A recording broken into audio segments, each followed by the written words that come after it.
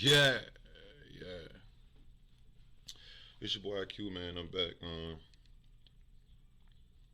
with some more reactions. And next on deck, we got, it's called, let me see what it's called. It's called Men Who Kill Rappers. Damn. Rest in peace, everybody, man. Shit's crazy. Let's get into it. Yeah. Being a rapper is dangerous. It's like every other day, another artist either gets killed over old beef or just plain jealousy. Let's look at some of the men who killed famous rappers. FBG Duck. FBG Duck was one of the hottest Chicago rappers before he got killed in August 2020. Duck was a GD and grew up around 63rd and St. Lawrence in the South Side, which ain't too far from Parkway Gardens, aka O Block. Duck was from the STL EBT set of the Gangsta Disciples, who beef with black disciples, including 600 and O Block. These gangs always beef with each other, but a few big murders turned it into an all-out war. So that, combined with the rise of drill music and all the dissing that came with it, made the war between these gangs one of the deadliest ever in hip-hop. In January 2011, a GD from STL EBT named Shondell Gregory, aka Tuka, was killed while waiting for a bus. They say he got chipped in retaliation for a BD named Edric Walker, aka Ty, who was allegedly killed by the GDs. STL EBT got revenge a few months later when KI, a teenage girl who became one of Chicago's most feared shooters, killed OD Perry.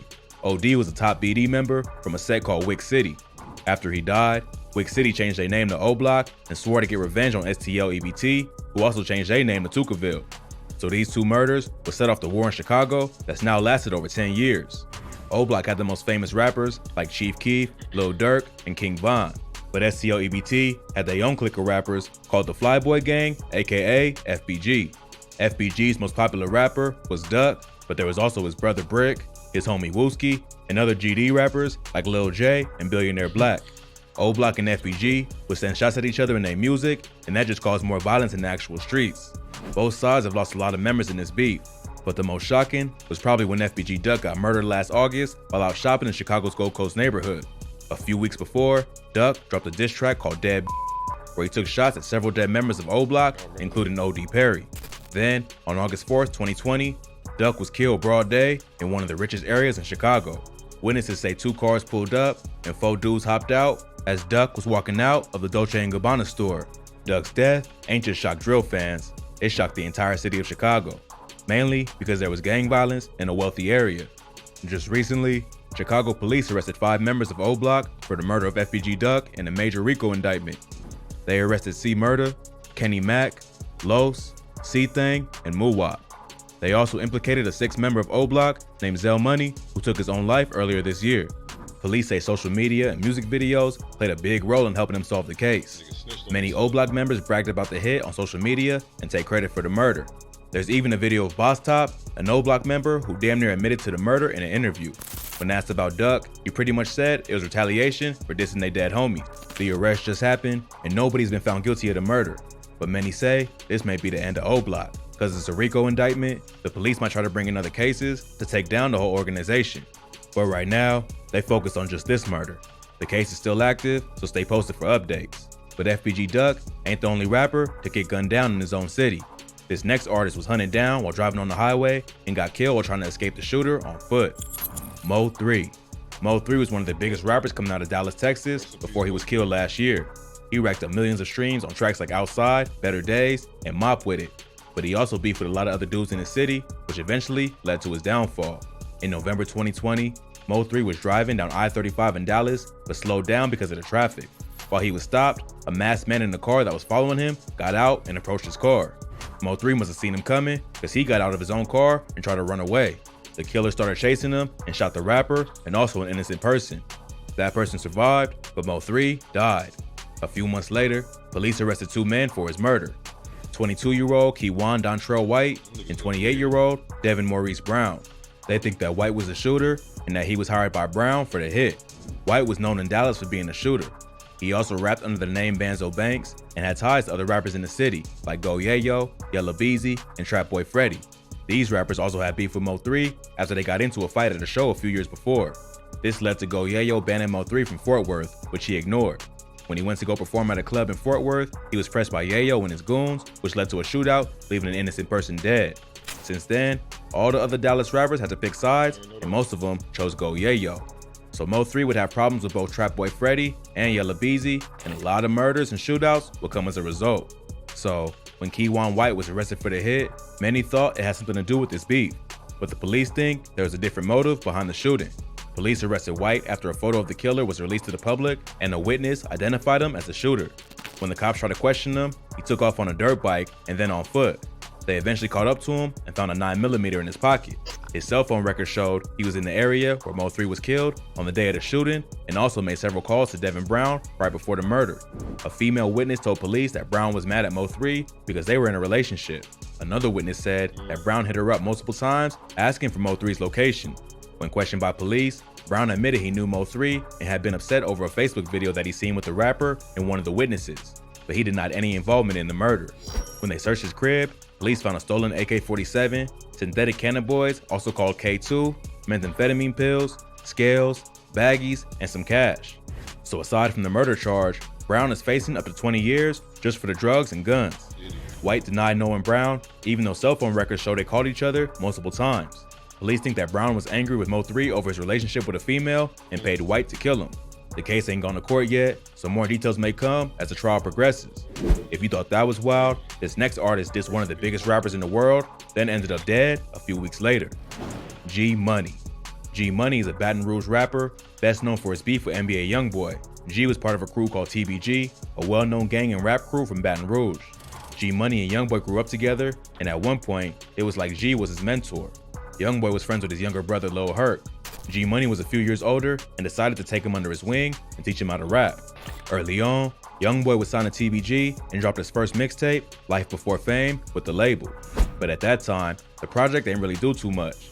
Meanwhile, G Money was one of the hottest rappers in the city thanks to the track iPhone 6. So, Youngboy felt like TBG ain't believe in his talent and he left the label to create his own wave. This is where NBA first began. When he left TBG, they was on good terms, but over time, the relationship got worse and worse. Not long after leaving TBG, Youngboy's career was heating up, and he was sending disses at G Money and the rest of TBG. G Money will respond, and this is how it slowly turned into some real beef. Youngboy also said in the song that G Money had slept with his sister, which G confirmed in an interview with Say Cheese TV. They would send shots back and forth at each other over the next few years. In August 2017, G Money dropped the track Industry, NBA Youngboy response, where he went in on Youngboy, questioning his street cred and saying he would kill him if it wasn't for the relationship he had with Youngboy's mom, Sharonda. Less than 2 weeks later, G Money was murdered after leaving a recording studio in Baton Rouge. Because of his public beef with Youngboy, the NBA camp was immediately under investigation, but it took police a few years to make an official arrest. In January 2021, police arrested DeAndre Fields, aka NBA Pap, for the murder of G Money. Police questioned Pap 3 days after the murder, but he told the cops he was out of town at the time G Money was killed. Cell phone records later confirmed this wasn't true, and he was actually in Baton Rouge at the time of the murder. When they asked Pap about who was the main shooter in the Man, when are y'all niggas gonna stop taking y'all cell phones on hits? niggas why would you take your cell phone if you're about to go commit a murder, knowing that your phone can hit the fucking tower, can ping? You don't, what do you, niggas is so smart, but they so stupid at the same time, man. Rest in peace, dog. That's crazy, bro. NBA crew, he allegedly responded, "To be honest, me." NBA Pap was also a victim in a shooting in April 2020 that was captured on surveillance footage. Police identified Mayoshi Edwards as the shooter, aka Lit Yoshi. Lit Yoshi is another popular rapper from TBG who was close to G Money. Police think this shooting was revenge for the rapper's death. Both sides of this war are now feeling the pressure from police.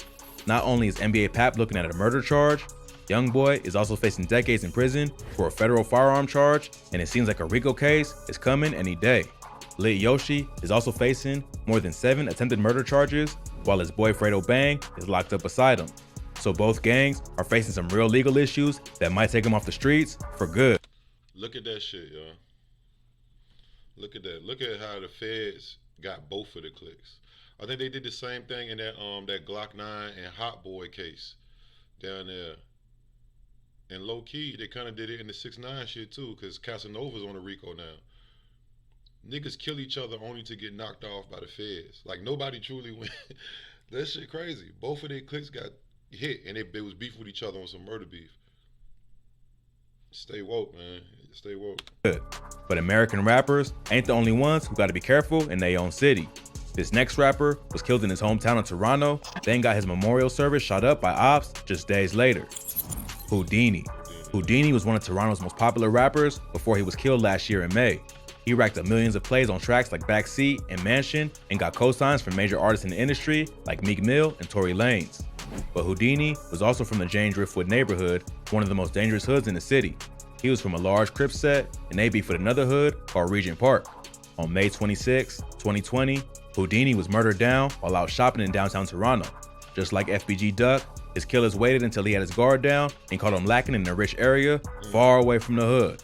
The killers parked on the street for like 40 minutes, just waiting for the rapper to walk by. When he finally did, the car moved from where it was parked and the shooter started firing at Houdini and his crew. Two of his boys started shooting back and the 15-year-old boy they was with ducked for cover. The 15-year-old ended up getting hit along with Houdini and an innocent woman who was standing in the doorway of her condo, but Houdini would be the only one who died.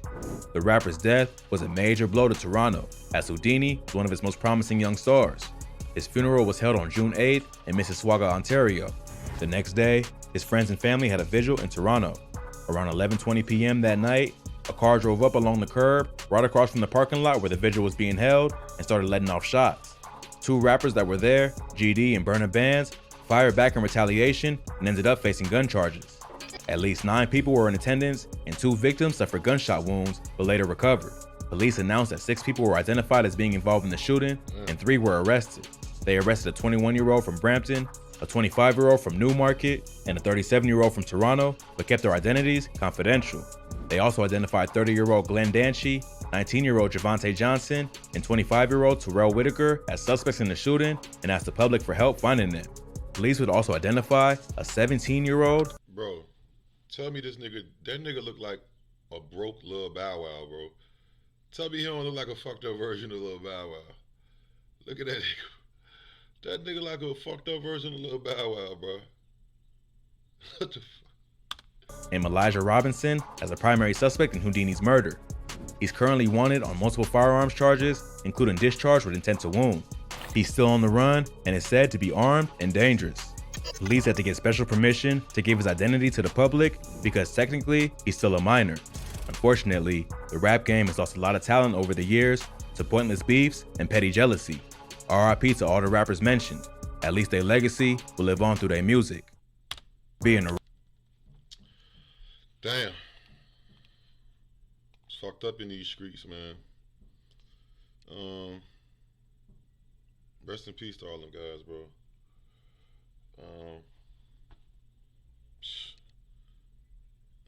Man. Until next time. Yeah.